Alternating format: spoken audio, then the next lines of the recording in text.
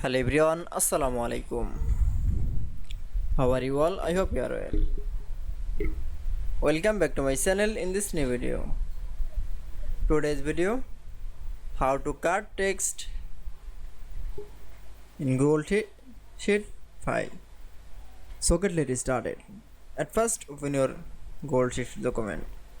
Firstly, then I should add Google Sheet text. This text is the cut from the. Now select from the any text option.